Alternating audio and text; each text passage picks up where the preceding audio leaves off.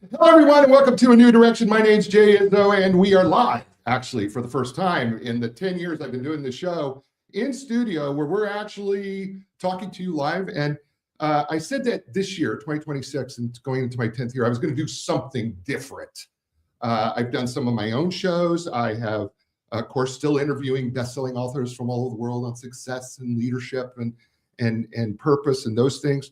But I want to do some live shows. I want to interview people who are actually doing the things that you want to do, achieve the things that you want to achieve, and get their philosophies and thoughts on these areas of purpose and leadership and entrepreneurship and success. And so what I did is I reached out to Bob Winstead, and you'll say, well, I don't know who Bob Winstead is. Well, let me introduce him to you because he's cool, first of all. Bob Winstead is lifelong North Carolinian whose entrepreneurial journey began at the age 16 when he purchased his first property. Correct. Correct.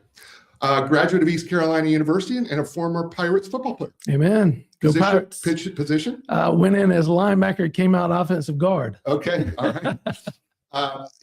Once he transitioned from the gridiron, he went into the U.S. Army serving as an airborne soldier. He's a serial entrepreneur, and he successfully launched and scaled businesses across real estate, fitness, media, and even produced a Fox reality show called Entrepreneurs. Yeah, that's correct. Okay. But his true legacy lies in mentorship and having coached youth football for over 40 years. That's right. And founded 3 nonprofits. That's right. Bob has made it his mission to uplift the next generation, a passion rooted in his own experience growing up without a father. A dedicated member of the Raleigh and Wake Forest Chambers of Commerce, Bob is now running for North Carolina's Secretary of State. He aims to bring his startup to success mindset to government, focusing on transparency and creating opportunities for all North Carolinians. Bob resides in Raleigh with his wife of 35 years. That's right. 33 years. We've been together for 37. Okay. Amy, their family, and their dog Coda. Dog Coda. Yeah. I got that right. That's right. Well, welcome to the show, man. Yeah. Thank you for having me, brother. Good to see you again. Good to see you. It's been way too long. Way too long. Since you and I have done that, been together.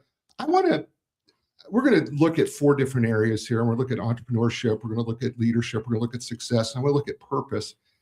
And I think I want to start with leadership. Okay. And the reason why I want to start with leadership is because I think leadership has always been in question, and certainly it seems to be more and more in question, as we go, what makes a good leader? Right. Who's a good leader? Is this a good leader? And I think we get stuck in the thing of following people.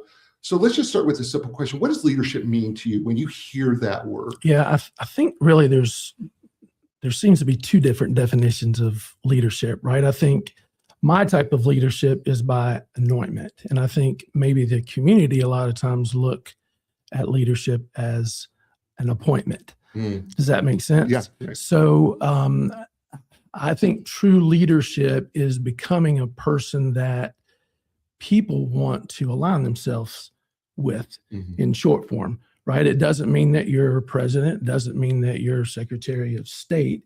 It means that people love you because you love them, right? And they want to, I hesitate using the word follow, but they want to be around you, right? When people want to be around you, I have a saying, you will never find a lonely leader.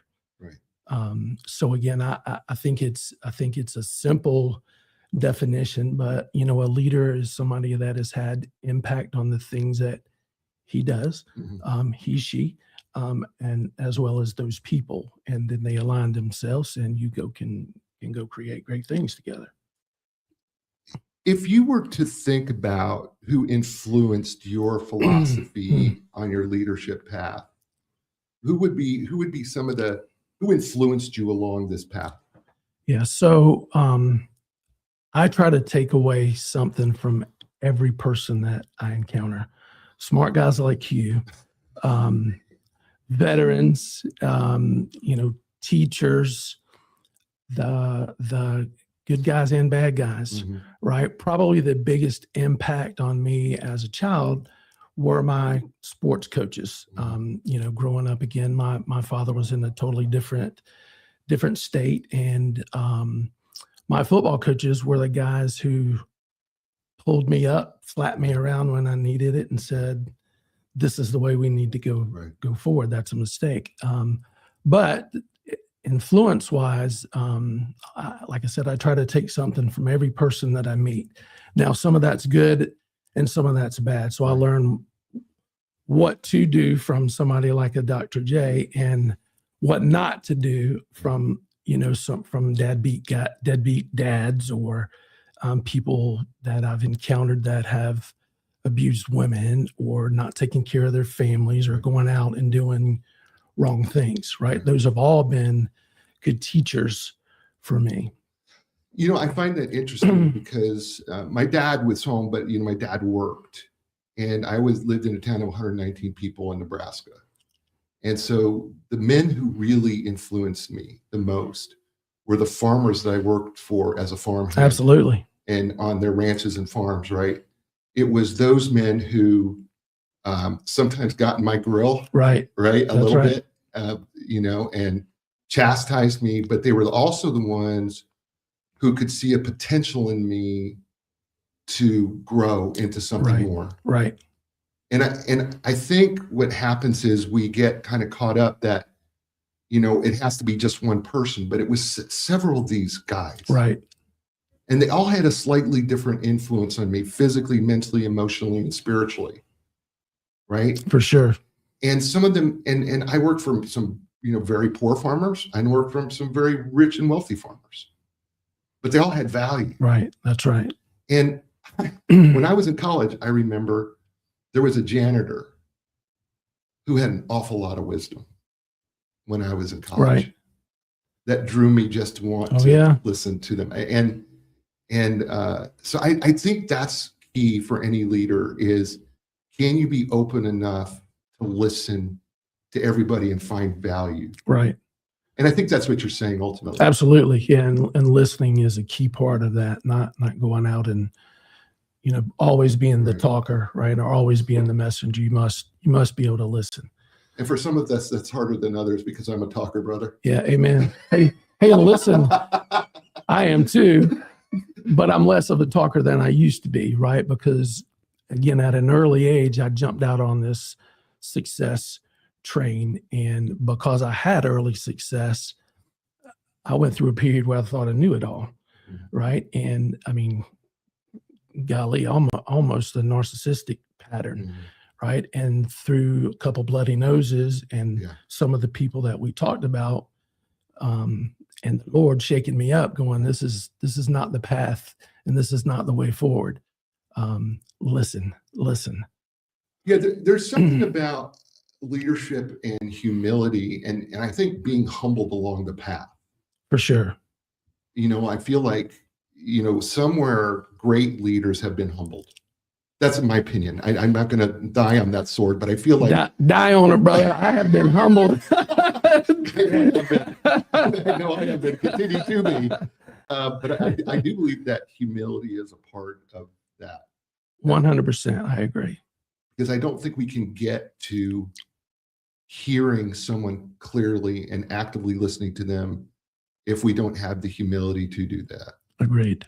Yeah. But it's not an easy thing to go through. No, it's not. It's just not. I'm just telling you that right now. On purpose by design. Yeah, it is on purpose by design. You've led teams in the private sector, and now you're looking to lead a state office. Yes, sir. In your experience, what is the biggest infection that kills a healthy leadership culture, and how do you stay immune to it? The immunity part, start there, right? I think you have to have core values, which we've talked about, and again, sometimes those values change depending on the situation that you're in. They don't change.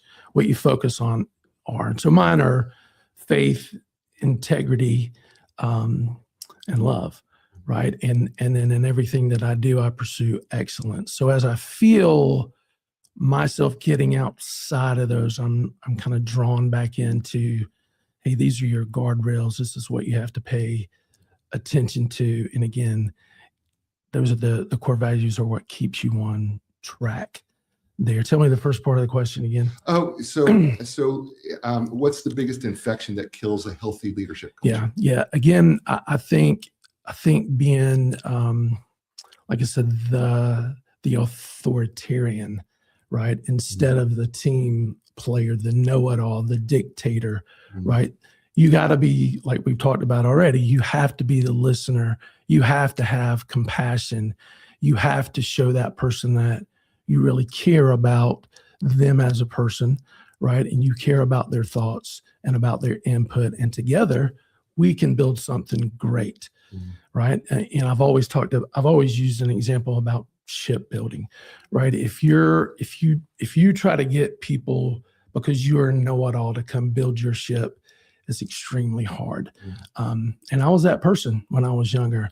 Now I realize that I love shipbuilding, but I can build more ships when I go to Jay and say, hey, Jay, how can I help you build your ship? Right. Right. Then we're both on board. Right. Yeah, that makes a lot of sense.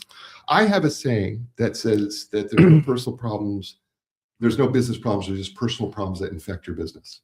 This kind of it's philosophy that I operate under in my coaching and consulting. How do you audit your own mindset to make sure you're bringing the best version of Bob Winstead to the people that you lead? Yeah.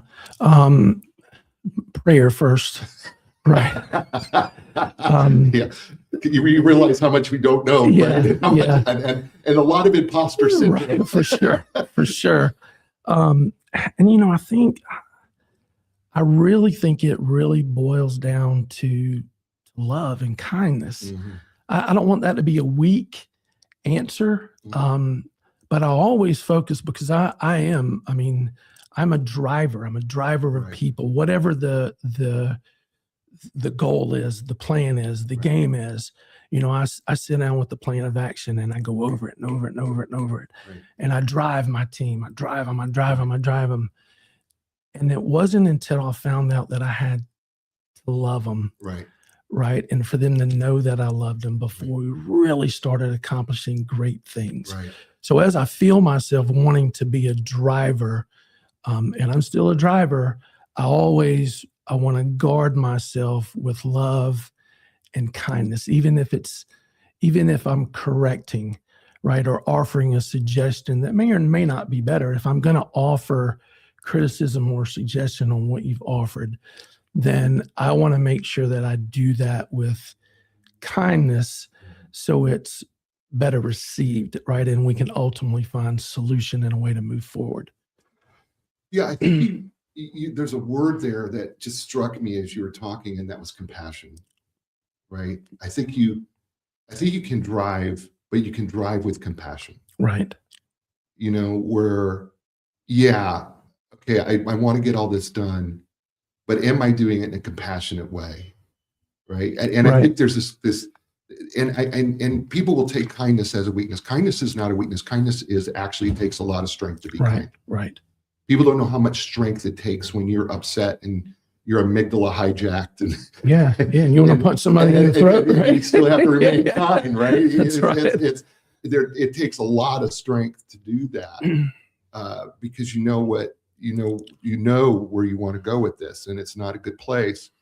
So there has to be, in this drive, there has to be compassion and kindness, and it's oftentimes thought of as a weakness, or it's thought of as it's not the way to build a company or be an entrepreneur. But I think I've discovered that too, that over the course of my time, it's not compromising my values. Right.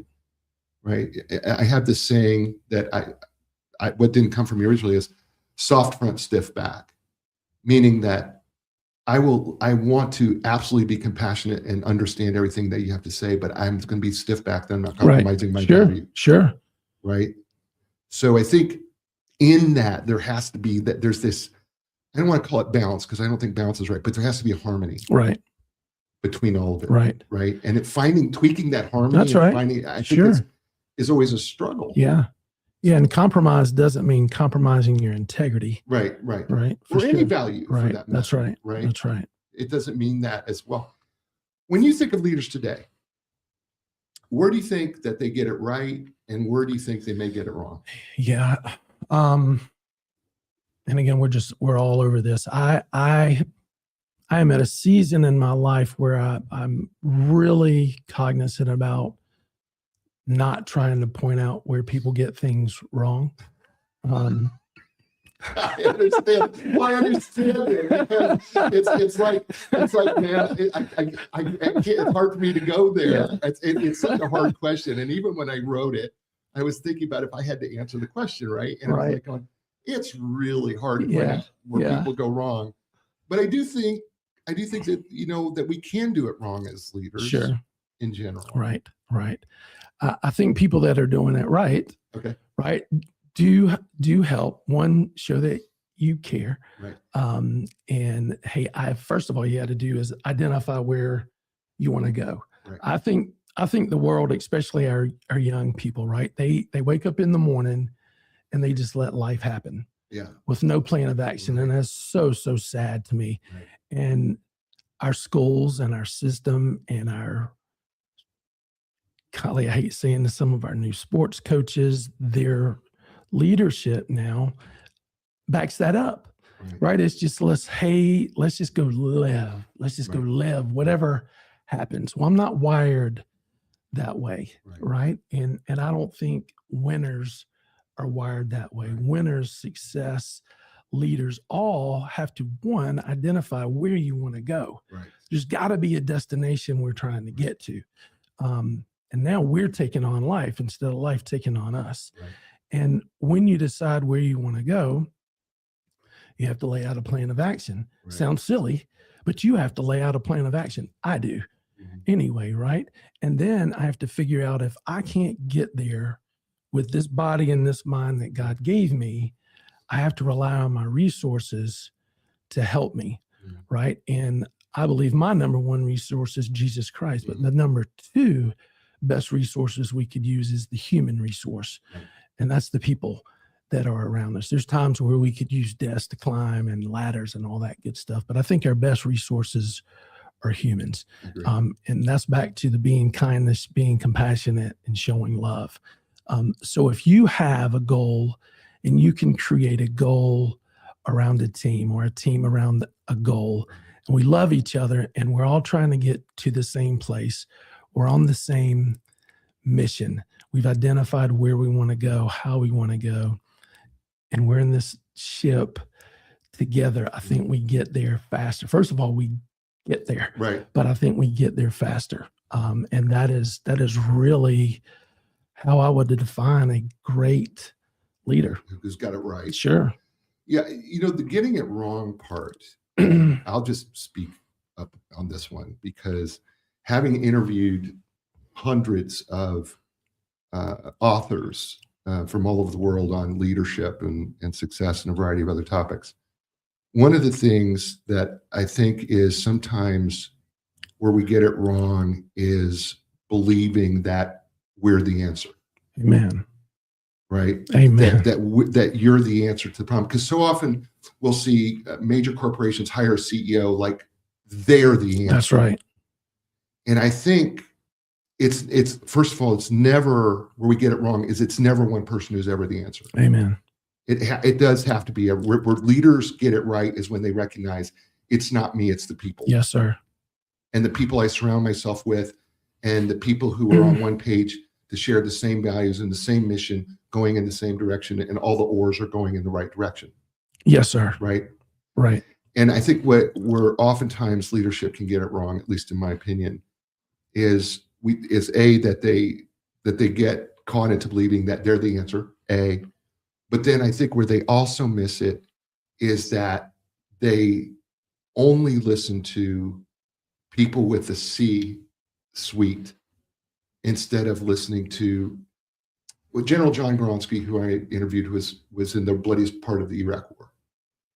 And he said, there has to be boots on the ground leadership. That's right. Meaning that part of what he had to do was not just listen to his advisors, but it was actually to walk out amongst the guys who were actually fighting the war. Right, right. And I think sometimes where maybe leadership gets it wrong, they don't have muddy boots. Amen. Brother, you were speaking wisdom today. Yes, sir. Yes, sir. So that would be my thoughts, and maybe where leadership gets wrong. Right. And I have so much respect for our military guys, and to be able to interview General 3 times on the show, the more wisdom I gathered about what he did and how he did it. And so I think that's maybe, where I would put where it got wrong. Right. Okay. This is, not pointing fingers at anybody in particular, but I think leadership in general, maybe. Right. I think there's a few other things. I think, listen, there are a lot of great books out there that have a lot of really sound, sage advice. We just don't pay attention to it. Right. That's right. And again, I think that's people capital. Right. Because I think you can read people who have written about it and are experts in the subject, but you're not paying attention to them. Correct. And I think that's where they may get it wrong too, is because the answers are out there for you to be successful. That's right. Yeah. That's right. I'm talking with Bob Winstead here on A New Direction. Joins us live here for the first time ever on the show. And you know what? We're going to be right back after this message. Hey, folks, sponsor, Linda Craft Team Realtors. I just want to say this. They help people transition in life. And I know that what you're saying is, what do you mean they help people transition in life? Well, the fact of the matter is every place you've ever lived has been a life transition. And for over 40 years, they've been helping thousands of people make that transition successful by taking some of the stress, some of the panic, and some of the worry out of the transaction, whether you're selling a home or buying a home. So listen, when you're ready to sell your home or buy your next home, check out lindacraft.com. No matter where you're at, they can help you. It's LINDACRAFT.com. And I'm back here on A New Direction with my friend Bob Winstead, and we're talking through leadership. We just finished up a leadership section. We're going to maybe jump to entrepreneurship and talk about what that's like a little bit. And we're going to talk about purpose, and we've got success coming up, so you don't want to miss those parts of the show. Appreciate everybody who's tuned in. Paul Fitz, thanks for joining us. Appreciate you, brother, doing it. And all the people who are out there watching us, appreciate you very much for doing that. Let's talk about entrepreneurship, because you've done a lot of entrepreneurial things as well. So you have clearly, I think, first of all, there's an entrepreneurial mindset, because not everybody's cut out for it. Correct. I've also learned that lesson. Well, because a lot of people think it's great doing your own thing, but people don't realize that it's not immediately successful. That's right. Right? That is right. I don't remember who said it. It took me 10 years to be an overnight success, right? And sometimes longer. Yeah, wisdom again. Sure. Right? So how do you bring that day one startup energy into an already established system without breaking things that are actually working? Yeah. I don't know. I'd be a billionaire if I did. So look, yeah, being an entrepreneur is tough. And again, it always gets back to the people that are working with you. It's also the realization that it's very hard, right? And you can't be above doing anything, right? When the toilet breaks, even though you're the CEO, if you don't go fix that toilet, if the plumber can't come, you better get the plunger, put on some gloves, and figure out how to get it done. So you got to know how to lead in the bathroom, and you got to lead in the boardroom. Breaking systems that are there. I don't know. I'm actually at a place where I have never worked for anyone else. Right. I was in the military, and I learned a whole lot about organization there. I did an internship out of college at the Attorney General's office, which was the first real corporate type structure that I was around. But everything else I've done in my life has been something that I've started. Right. And buddy, I went through some ugly times and ugly lessons. So the systems that I built or that I got into, nothing was ever established. So I've never lived in that world. I've had to come up with the systems, figure out by failure that those systems either didn't work, and let's scrap them or figure out how to tweak them. And I think that's the real gift of a successful entrepreneur is being able to tweak your systems without taking a step backwards. Or if you do take the step backwards, figure out how to take two more forward. Does that answer your question? Well, it does, because I think first of all, when you're an entrepreneur and then you walk into, I mean, you're trying to walk into the North Carolina state government, Right. right? As an entrepreneur, bringing that same entrepreneurial spirit and energy certainly is going to be a challenge. Sure. To bring that in. But I think it's appropriate because entrepreneurs, as you and I both know, being one, that, we're bringing a fresh set of eyes and ideas and thinking that's not traditional. Correct. Into things. And it's sometimes what happens is, and of course, this is where I think and I both know because we've watched businesses succeed and fail, is where, what happens is this is the way we've always done things and nothing changes. And so nothing is ever more successful. That's right. Right. And as an entrepreneur, we don't look at things that way. If things aren't working, we tweak it. Yes, sir. We because we have to. You have to be successful in this whole thing. So I think that's kind of, you answered the question. I think that's kind of where, I think for you, I would think presenting maybe a greater challenge is, you come in and you become North Carolina Secretary of State, and now you're bringing this entrepreneurial mindset that may be actually quite shocking to some of the people around you. I hope it is. Yeah. Yeah, I hope it is. And I hope when I am Secretary of State, it shocks the people that are in that office as well. And what excites me is the job of the Secretary of State pretty much is an ambassador to our businesses there. And those are, I've experienced, I don't know any more than anyone else, but my experiences are those that most, if not all, politicians have not experienced. Right. Right. Because, you're an entrepreneur. Right. It is a different life. It's a different lifestyle. It's a different set of values and rules and movement that we live by. And a whole lot of emotions. A whole lot of emotions. And emotional people that you have to deal with. Yeah. I mean, because I don't think people who want to be entrepreneurs understand the roller coaster of emotions that you're going through, especially when you're starting off something new and you're trying to build something from the ground up. Right. And I'm just going to be honest, it's not working, or it's not going the way I want it to go, or, you get your one client and you lose that one client, and you're counting on that, and all of a sudden that income's gone, and, you're flying around. There's a whole lot of that. Correct. When you're building it.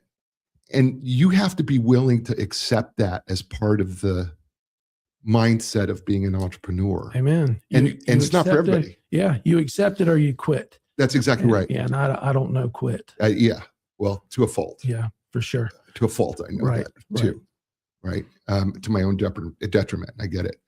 You talked about having a plan, in leadership, that you have to have a plan. But I just talked about with the audience the art of the pivot. That sometimes we build the plan, but the plan doesn't go to the place that we thought it was going to go. And actually the plan makes an adjustment down the road. And you have to learn this art of the pivot.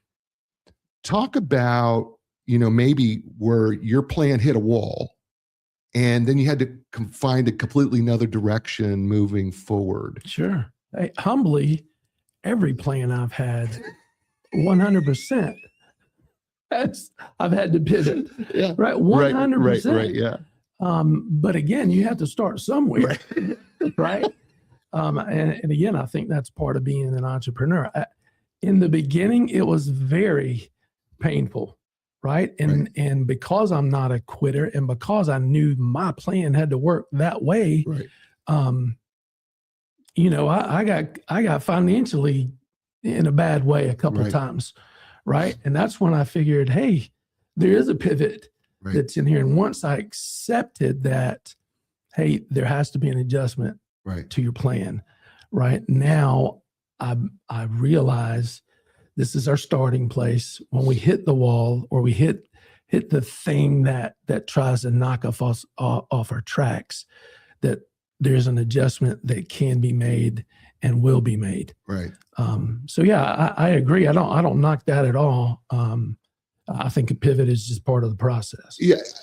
And I've heard a lot about agility, and I think it's really true. I think when if you're an entrepreneur, I think, yeah, you have your plan of where you want to go, but then you have to be agile enough to make a lot of pivots along the journey. Right.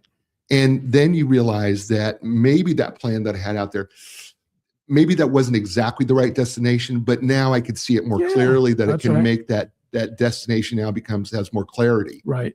And so there's an art to it, though, right? There is an art. And when you think about that art of pivoting, what is parts of that art for you? Yes. So one is the mindset, right? You call it a block. I call it a bump in the road, right? And I have to mentally tell myself, hey, this bump in the road is just a foothold for me to get to the top of my mountain, right? So it's an attitude that you have to have. And I had to trick myself into believing that for a long time, right? Now it's a part of who I am, right? So when it comes, when the roadblocks come, when the bumps in the road come, I go, hey, that's something for me to put my foot on, pivot over here, right? But be able to step up towards the peak of my mountain and get to that final destination, which is success. Right. Jocko Willink, who is probably one of the most famous, well-known Navy SEALs out there. He did a short little snippet a few years ago on good. And he would talk about, he'd be in a mission and something go wrong and he'd say good. Or even in his, when he was doing his entrepreneurial work and something wasn't happening right, and he'd go good. Right. And I think part of that mindset is finding the good in this. What can I learn? Right. What did I learn from this? Because, as I told you before the show, right, my coach is a former Delta Force guy. And, it's about not panicking when things go wrong. Part of the art of pivot. It's being able to stay calm, keep your heart rate, don't get amygdala hijacked. Don't let your emotions take over, because you can't think clearly when you're panicked. Correct. And you're right about tricking ourselves. Because for years, for me, sadly, I labeled things good or bad. Right. Versus, well, that's just what it is. Right. It's not good or bad. It's just is. It's just what it is. It's just what it is. And then to remind myself, the switch that automatically now happens, that when I feel panic, is to immediately calm it down, because I can't think. Amen. When I'm panicked and I'm stressed, right, and I'm overwhelmed. And what people do is, when they generally get overwhelmed or stressed, which you are going to be as an entrepreneur. Yes, sir. You will sweat. You will sweat it out. Trust me, I've ruined a few shirts right from sweat. But there is this thing where you do have to trick your mind. That's correct. Until it becomes, and you have to realize what the truth really is. Right. In that whole thing. What is one psychological trait that you think that separates people who have just an idea from people who actually build a legacy? A psychological trait. Mindset trait. Yeah. I mean, I would just, I guess endurance, right? And again, if that's the area that you're talking about, and again, I have to go back to our youth, is I feel like, I want to even say 97% of us are just wired to exist. Mm-hmm. And when things get tough, their pivot, if you will, is just to quit and go do something different.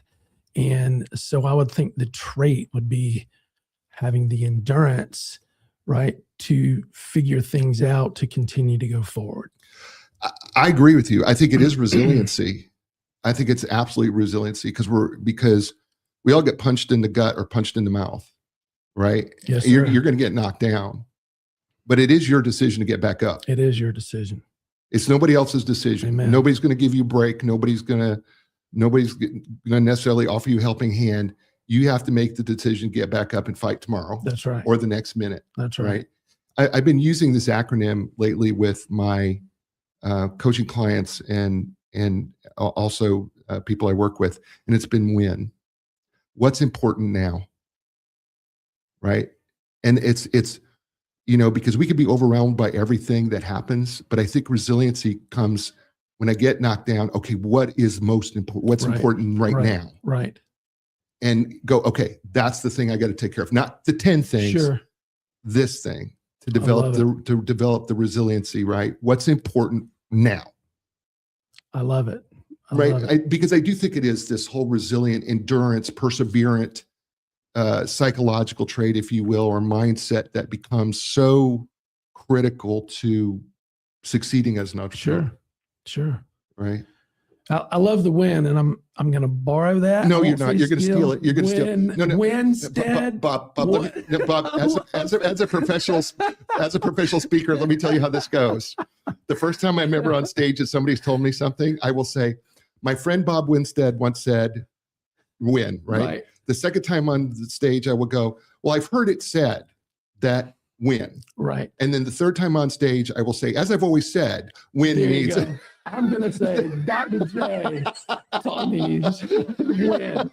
At least the first time. First time. Give me credit the first time. After that, you can have it as your own. And they have it as your own. That's how we roll. That's how we roll in the professional public speaking business, for sure.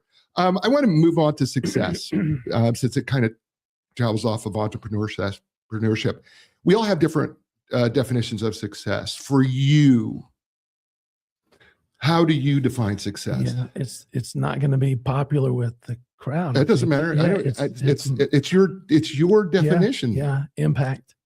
Okay. Yeah, the impact I have first on the people that helped us succeed. Mm-hmm. Second is whatever that it is, whether it's the business, the impact I had on the business, the project, the game. It is my impact. Did I have a positive impact on that person or that thing? If I did, that is a success. Yeah. And the beautiful thing is if you go through life looking to make impact, and again, in my opinion, and instead of trying to just earn money, I think that's where we make the mistake. Yep. The money will come. Yeah. Amen. Yep. And that's what happened to me once I finally learned, golly, you stinking driver, right? And maybe because of my past, but I was such a driver. And when I started identifying and understanding impact, the money happened. Right. And the problems start falling away and just good things start happening. Yeah.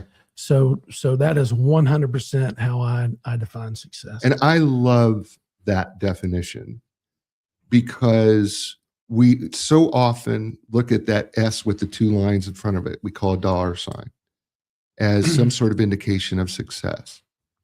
But boy, I could tell you a lot of people who don't have a whole lot in the bank who make a whole lot of impact. Amen. And, there's an admiration for that because they're not worried about that. Right. Their focus is simply on the people and how they're influencing them and if they're helping them and encouraging them and building them up and growing them and helping them see a different light. I think, if we can get back to a more simplistic idea of what success is. Right. And I love that impact. I think that's just a fabulous way to start this. And it's the way we're going to take a break. So here we are. I'm talking to Bob Winstead. He is candidate for North Carolina Secretary of State, serial entrepreneur, veteran, impact coach, name it, he's done it. That's pretty much everything. You're listening to him here with me live on A New Direction. Hey, folks, Linda Craft Team Realtors. I am biased, but I really like them, and I think they're the best real estate team. And let me tell you why. First of all, it's their website is one big reason. And listen, every website, real estate website you go to is going to have listings and things for sale. But here's where they separate themselves. First of all, they interviewed a child psychologist on how to move with children. That's on their website. They interviewed a veterinarian on how to move with pets. right? They have a great show called Real Estate Right Now, where they talk about real estate matters that matter to you, that give you the up-to-date of what's going on in the real estate market. They're constantly on the bleeding edge of technology, including AI right now. So listen, if you want a different experience, I really highly suggest that you check out Linda Craft Team website. It's really easy. Just go to lindacraft.com, LINDACRAFT.com. You're going to be glad that you did. And we're back here on A New Direction with my friend Bob Winstead, who I've known for years, although we don't get to see each other very much, that's right. but known him for years. You defined success as impact. What factors or people have influenced your thought process or your success as an entrepreneur and business owner? Again, probably a lot in my life have been my coaches, right? Because they're used to having a goal. The goal is to win. Yeah, right. And that was first. But I'll tell you, one fascinating story for me is when I made the decision that I was going to change the direction of the cycle that my family was in. I found this guy named Charles Givens. Do you remember that name? It's vaguely familiar. So he was really one of the first real estate gurus there were. And he was the guy who taught you how to buy the foreclosed homes. And at the time I lived in Raleigh. Now this was 45 years ago. Okay. And I'm 14, 15 years old. And I had saved up roughly $800. And this guy just fascinating. I watched him, and I would, it was late night was the first time I saw him on television. I was like, that's it. That's how I'm going to do this. This is how I'm getting out of what my family has been in. And he came to Raleigh, North Carolina. It was a free seminar, and down at the convention center at the time. And I had to get my mom to take me there because I wasn't old enough to drive. My mom took me down, and lo and behold, he did a wonderful job explaining his system. But to get his system, it was $865. And I was like, oh, I said, crazy enough, that's all the money I have in the world. And I've been saving this for years. Right. And I took my $865 and I bought that package. I still have it. Wow. And I listened to what that man said, and I was able to buy the first property, and he changed me forever. I never met, other than seeing him there. Right. I didn't get to meet him or shake his hand, but I mean, if you want to point to one individual, right, it would be Charles Givens, who is obviously no longer here with us. Right. But he was to my knowledge, one of the first guys, to sell the system. Blah, blah, go to the back of the room. Right, yeah. But it worked for me. It worked for me. The timing was right here. I say the timing, I know it was God's blessing over me, but I was in the right place at the right time and made the right move at the right time. That's a great story. Yeah. Wow. Yeah. Wow. That one. So you took every dollar that you had, every buck I had, and you invested it. There's something to be said that success comes from investing in ourselves. I think, for sure. Right. I think oftentimes we want other people to invest in us. Right. But I don't think it's possible for people to want to invest in you if you don't invest in yourself first. I don't think they should. Yeah. I actually, I don't want to talk about politics. You put the hold on there, but that's one of the things that I remember my first time in a political talk. Somebody said, well, why should we donate to you? Because my people said, hey, this campaign's going to cost $5 million. Right. And I said, look, I agree. I should invest in myself. So when I decided to run for Secretary of State, I put the first $40,000 in the account to say, I'm in. Right. And I'm all in. And I want to show you, that I'm willing to put my skin in the game. And if I'm not willing to put my skin in the game, neither should you. Right. Right. I mean, I can't go be a warrior for you and it's all on you. Yeah. Right. Yeah. So I totally agree. I know you've said that your definition of success is impact, but I want to give you a scenario here. Okay. So success is often measured in P&Ls, right? Profits and Right. losses. I changed the word P&Ls to people in lives, but that's just my opinion. I love that. If we stripped away all the titles and the metrics, and what is the number one or one internal metric that tells you you've actually succeeded at the end of the day? In the P&L sense? No, so if it's often measured, but in that we look at the P&Ls, right, as the metric that we measure success. You don't measure it that way. You measure it as impact. So what is a metric that you use that says at the end of the day, this has been a successful year? I gotcha. Yeah. So, and it's funny because I've coached, and I'm just going to go to coaching, right? Because that has been a joy and a love of mine for 43 years. And a measurement there is to get a kid just to call me, right? One is they'll straight up tell you the impact that you had on their lives, but to call you and say, Coach, I'm getting married. Coach, I'm having a baby. Coach, I got my first job. Coach, remember when you told me blah, blah, blah. Remember when you showed me the Reach grill? Right.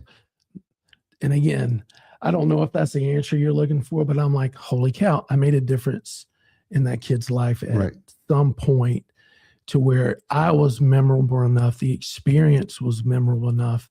The lesson was memorable enough for him to go, my coach helped me succeed. My coach helped me get to that point.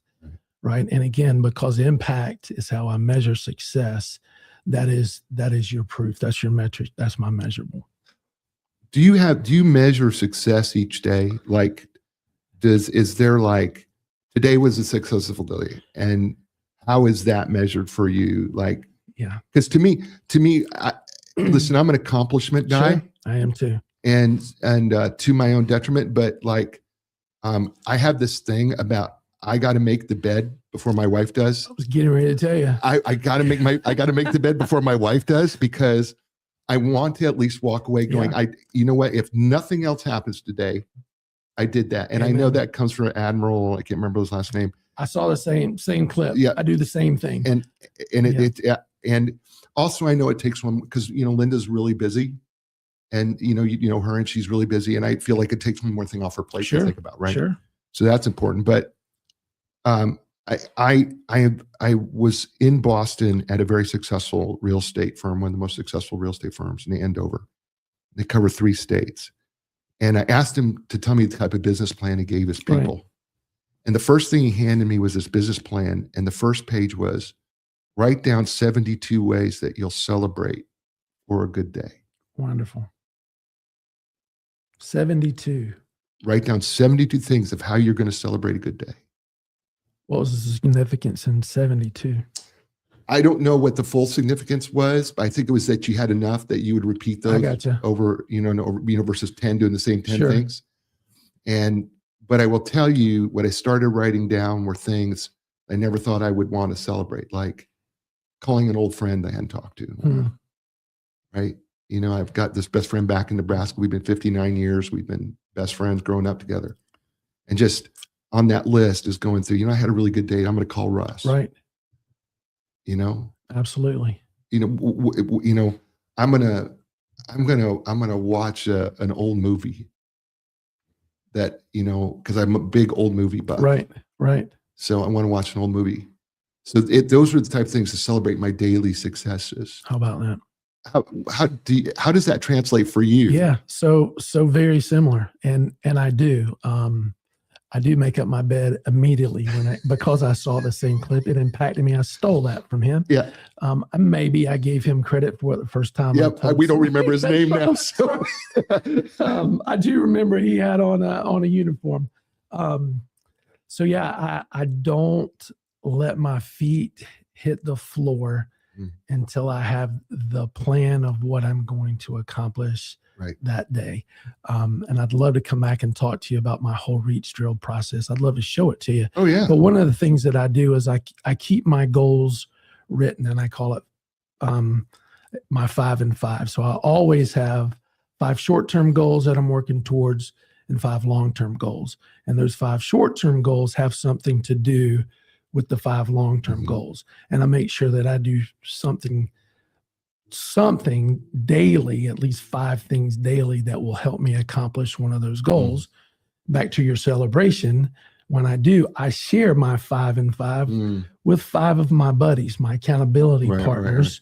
And when I succeed or I reach that goal or I accomplish that mission, I call them and we celebrate, right? It's just a hoorah, But at the same time, those accountability partners call me once a month just to say, because they have them written as well, hey, how are you doing on such and such? Right. So yeah, I wake up with the plan of something to accomplish every single day. And my first accomplishment is making my bed. Right. Because it was a chore, a to-do done.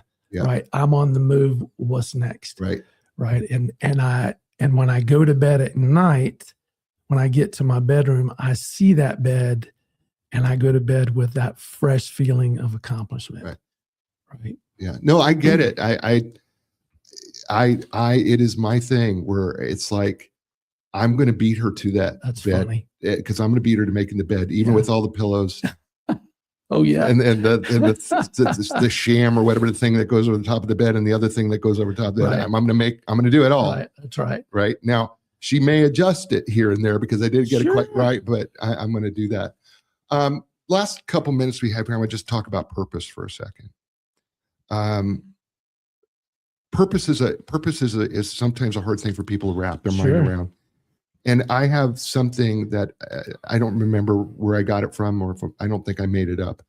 But, I have said, if your purpose is in what you do, what's going to be your purpose when you don't do that anymore? Yeah. How do you define purpose in your life as you? Because you and I do a variety of different things in our entrepreneur world. Right. And while they are my purpose, those things that I do are an extension of the purpose, but I could be doing anything as long as it fulfills that one purpose. Right. Sure. So it's not what I'm doing. Right. That definition can be fuzzy, but help me understand your side of. So I actually have 2 definitions, and I believe we all do. I look at God's purpose for us first, which is to take care of the land and take care of the people that walk this land. And those are in me what drives everything, right? So I'm constantly thinking about my purpose of taking care of his people. I'll be quick on the land. It's funny, like even when I mow my grass, I start thinking about I'm taking care of God's land. Second part of purpose is, and I think that changes, at least for me, Jay, it changes depending on the situation and the person that I'm with, right? Because our purpose, to me, is God's purpose in that person's life. If we're together for a reason. You have a purpose in mine, I have a purpose in yours. So if you're going through something, good, bad, or ugly, let's say it's bad. I don't want to use you. I'll use somebody else. So somebody else, third person's going through something bad. I don't want to throw that monkey on you. Okay. Somebody's going through a tough situation, right? Now we're wired because we're entrepreneurs as fixers, right? So I'm immediately going, all right, this is how we fix this thing. And I learned by doing that the wrong way, that's not always God's plan for us to fix every situation, right? I learned this very deeply with a deep, wonderful friend who's no longer with us. But getting back to purpose, I think when we identify the situation that calls for purpose, we need to at least step back, or this is something I'm working on in my own life. I need to step back and think and pray and ask for discernment of God, what is my purpose in this, right? And quickly, you actually know this gentleman that I'm talking about or knew him. But long story short, Jay, he was going through just financial struggles. He was a wonderful man of God. Left a church that we both attended a while ago, and he called me and said, "Hey, I need help financial. Look, this guy had such an impact on me. Talking about, I mean, he was a Charles Gibbons guy on the spiritual level, and he needed a little bit of money. Well, I had the money to give. So I was giving, and I didn't follow up on, I just knew it was enough to get him through what he needed to get to. And I my challenge, I did my part. God, I did my part. And it took somebody with wisdom and discernment to call me and said, you are interfering with God's work. I don't think your purpose is to give him money. He's got to get to a certain place in his life to be able to pivot, and you're interrupting that. The hardest thing is discerning when it is and when it's not. Right. That's a hard thing to do. Right. Because sometimes it is appropriate. Right. Right. Right. And it's really, really, really, really hard for sure to know the right thing to do there. Because having been in that situation, there are times when I just know it's right. Right. Right. Where, sometimes it's just, okay, you've been put here for that particular purpose. For sure. And then there are times when you go, well, this isn't, it's what what I learned about alcoholics, right? They got to hit rock bottom. Right. That's right. Where they cannot turn right or left. Amen. And then they finally can make a change. Amen. Right. And that discernment becomes really, really hard to do. We've done an hour. Yeah. And I would have loved to talk more. I could have done another couple hours. If people want to find you and ask you questions about you and what your philosophy's on in running for North Carolina Secretary of State, where can they go? Yeah, so probably the easiest place is my website, and it is tied to a political website, but it's the best way to get my personal information. It's Bob, the letter 4, the number 4, nc.com. And that has my telephone number on there. It has all my social media on there. But I'd love to talk to you. Good gracious, if I could help you in any way, or we could partner, collaborate on something to enhance or make an impact where you are, who you are, and in your community, I'd love to have the time to speak with you. So it's Bob4NC, number 4, nc.com. All right. I'll make sure that's put up on the write-up. Perfect. To do that. Bob, thank you for being here. Thank you, brother. I appreciate it. Stay with me and we'll close the show. Folks, it's the show. You know what I say to you every week? You're in control of 3 things: your attitude, your effort, and resiliency. Life doesn't always give us what we want. And sometimes we get things we don't even deserve. But you know what? You're in control of your attitude. That's not always easy to control, but a positive attitude will change things. Your effort is something you also control, and that's tied to your excellence. We don't always have the same amount of energy in the tank, but what you do have in the tank, do the best with it. That's in your control. And finally, your resiliency. We are going to get punched in the gut and punched in the teeth, but it's up to you to get back up. Why? Because you're worth it, and we want you on the team. I'll be back next week with another great guest. It's going to be another great show. As I say to you all over the world, you had a lot of choices. You chose us. Thank you so much. Give us a thumbs up on YouTube. And wherever you're listening to the show by podcast, write us a positive review, and please tell your friends. As I say to you all over the world, you know what that is, everybody? Ciao, everybody.